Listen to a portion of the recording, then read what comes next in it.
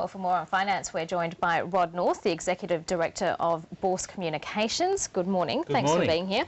Now, just explain what's happened overnight. Well, we've had the Dow Jones drop 145 points. Now, this is quite interesting because, of course, our market in Australia was closed yesterday, and following sort of Friday, where we had a reasonable lead on Wall Street then, and also on some of the Asian markets as well, because there was some good news in respect to the we don't like to call it a bailout, but the line of credit that was passed on to the Spanish banks to resolve that situation actually put a bit of a positive spin on the market. But what we've seen since then is Fitch, the ratings agency, has downgraded 2 of the Spanish banks. I think it just sort of shows that recurring theme of the market still pretty skittish and still sort of looking for positive news, and it gets some negative news, and we see the market sort of bounce around a fair bit in respect to that. And I think probably one of the key things that the market is really looking for now as a big event is the Greek elections, which are occurring on the 17th. So I really don't think we're going to see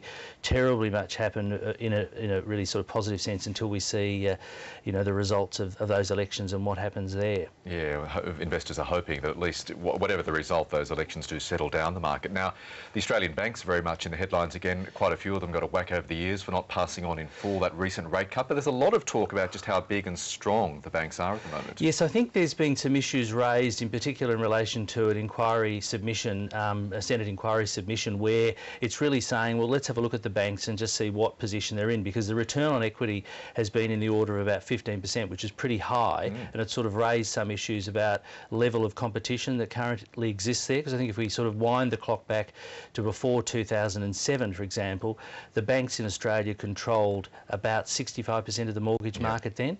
What we see now is the 4 large banks control 90% of the market. So is it any wonder? Acquisitions of the smaller banks as well. Well, exactly. A lot of the smaller banks and financial institutions were really taken out, you know, at that beginning and through the GFC. But what we're really seeing now is perhaps some need for some other institutions to come into the market, and perhaps for the government to, you know, have a look at what other regulation it can implement to create some more competition in that marketplace. I mean, it was interesting because on Q&A last night, the Prime Minister referred to the fact that, you know, the government has made it easier now for people to move from bank to bank if rates are not passed on, and we saw only one of the major banks recently pass on the full 25 basis point decrease in the cash rate, but the other 3 haven't. So, I mean, now it's the consumer is able to sort of take their money out and go down to the bank down the road if they choose. But perhaps the other issue that's being raised is what perhaps should happen in relation to the level of profits that the banks are making, and perhaps